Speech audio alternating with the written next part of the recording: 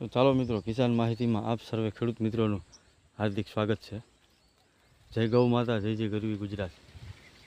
આપણે આજે વાત કરવાના છીએ ખેડૂત મિત્રો કે ઓર્ગોનિક ખેતી કરતા ખેડૂત ભાઈઓને આંબાના પાકની અંદર કેરીની સાઇઝ કેમ વધારવી।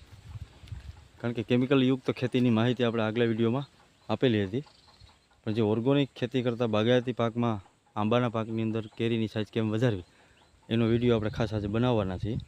તો વિડીયો સારો લાગે તો લાઇક કરજો, શેર કરજો અને સબસ્ક્રાઈબ કરવાનું ભૂલતા નહીં।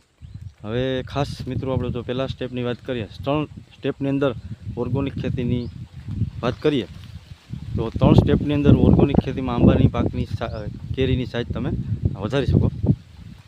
પહેલા સ્ટેપની વાત કરીએ તો જે જીવામૃત તો આંબાની અંદર પાવામાં આવે તો પણ કેરીની સાઇઝ સારામાં સારી વધી જતી હોય છે। હવે ઘણા ખેડૂત મિત્રોનો એવો પ્રશ્ન હોય છે કે ભાઈ અમુક ખેડૂત મિત્રોને ખબર ન હોય, બાકી તો 80% કે 90% ખેડૂત મિત્રોને તો ખબર જ હોય છે કે જીવામૃત કેવી રીતે બનાવવું, પણ છતાં પણ આપણે માહિતી જીવામૃત બનાવવાની આપી દઈએ કે જીવામૃત બનાવવા માટે પહેલાં તમારે 200 લીટરનું એક ડ્રમ જો છે તેને 180 લીટર પાણીથી ભરી દેવાનું છે, અથવા તો 160 લીટર। ત્યારબાદ એમાં તમારે 2 કે 5 કિલો તાજું ગાયનું છાણ નાખી દેવાનું છે, 20 લીટર ગૌમૂત્ર નાખી દેવાનું છે।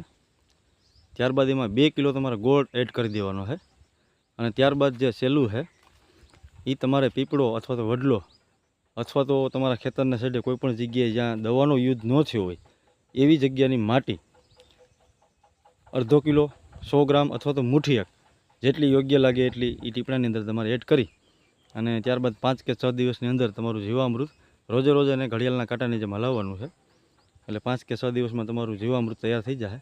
ત્યારબાદ તેને 2.5 વીઘામાં 200 લીટર જો પાવામાં આવે તો પણ કેરીની સાઇઝ સારામાં સારી વધે છે। હવે જો મિત્રો બીજા સ્ટેપની વાત કરીએ તો બીજા સ્ટેપની અંદર બંસી ગીર ગૌશાળા ગોપાલભાઈ સુતરિયાના જે ગૌકૃપા અમૃતમ બેક્ટેરિયા આવે છે, આ બેક્ટેરિયા પણ એવા જ હોય છે કે એમાં પોટાશના પણ બેક્ટેરિયા હોય છે, ફોસ્ફરસના બેક્ટેરિયા હોય છે, તમામ ટૂંકમાં ખાતરના બેક્ટેરિયા એમાં આવેલા છે, જેથી કરીને એ પણ કેરીની સાઇઝ વધારવામાં ખૂબ જ ઓર્ગોનિક ખેતીમાં ઉપયોગી બનતા હોય છે।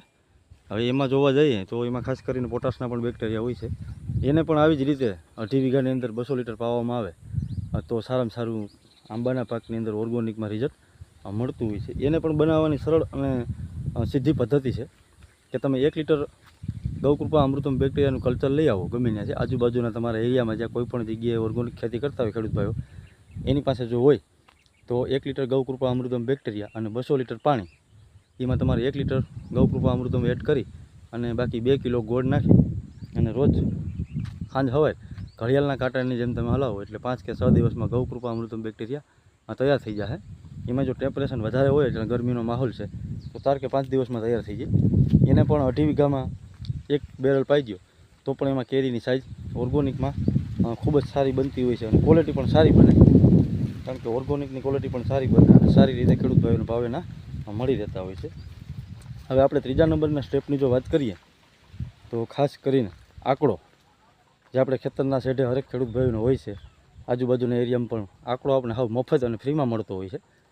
જે આંકડો છે એમાં પુષ્કળ પ્રમાણમાં પોટાશનું પ્રમાણ હોય છે અને ફૂગનાશકનું પ્રમાણ પણ હોય છે, અને એમાં સલ્ફરનું પ્રમાણ પણ આંકડાની અંદર આવે છે। તો આંકડાનો બોળો બનાવી અને આંબાને પાણી સાથે જો પાવામાં આવે તો પણ સારામાં સારી કેરીની સાઇઝ ઓર્ગોનિકમાં વધે। હવે ઓર્ગોનિકમાં આંકડાનો બોળો કેવી રીતે બનાવવો એની પણ આપણે ખેડૂત મિત્રોને માહિતી આપી દઈએ। હવે એમાં પણ તમારે 200 લીટરનું એક બેરલ લેવાનું છે અને એને અડધોથી પોણો તમારે આંકડો ભરી દેવાનો છે બેરલની અંદર કટકા કરીને, દાંડલી પણ એમાં સાથે નાખી દેવાની છે અને પાંદડા પણ નાખી દેવાના છે। જે આંકડો આપણે હનુમાન બાપાને શનિવારે એના ફૂલ ચડાવવામાં આવે છે એ આંકડો, અમુક એરિયામાં કાંઈક એનું બીજું નામ હોય પણ છતાં એને આંકડો જ વધારે પૂરતો તો કહેવામાં આવે છે, અને 200 લીટરમાં એને અડધોથી પોણો ભરી દેવાનો છે આંકડાથી। ત્યારબાદ જો તમારી પાસે ગૌકૃપા અમૃતમ બેક્ટેરિયા હોય તો એને એ પણ તમે એમાં એડ કરી શકો, અથવા તો તમારી પાસે વેસ્ટ ડીકમ્પોઝર OWDC એ પણ હોય તો પણ તમે એને એમાં અંદર પાણીની જેમ એડ કરી ટીપણું આખું ભરી અને આંકડો 4 કે 5 દિવસમાં આખો આંકડો ઓગળી જશે। અને જો જરૂરિયાત લાગે તો એમાં તમે 2 કિલો ગોળ નાખી દો તો ઝડપથી આંકડો ઓગળી જશે અને એકદમ પોટાશયુક્ત અને સલ્ફરયુક્ત તમારું ખાતર તૈયાર, ઓર્ગોનિક ખાતર તૈયાર થઈ જાય। ત્યારબાદ એને પણ 2.5 વીઘામાં 200 લીટર જો પાવામાં આવે તો આંબાના પાકની અંદર ઓર્ગોનિક ખેતીમાં કેરીની સાઇઝ વધારવામાં સૌથી મહત્ત્વનો ભાગ આ આંકડો ભજવતો હોય છે, કારણ કે આંકડાની અંદર સલ્ફર પણ સારા પ્રમાણમાં હોય છે અને પોટાશ પણ સારા પ્રમાણમાં હોય છે. તો ખેડૂત મિત્રો, આ આપણી ઓર્ગોનિક બાગાયતી પાકની અંદર આંબાની કેરીની સાઇઝ કેમ વધારવી ઓર્ગોનિક રીતે, એની માહિતી આપણે આ રીતે 3 સ્ટેપની અંદર આપી હતી. જો વિડીયો સારો લાગે તો લાઇક કરજો, શેર કરજો અને સબસ્ક્રાઈબ કરવાનું ભૂલતા નહીં. જય ગૌ માતા, જય જય ગરવી ગુજરાત.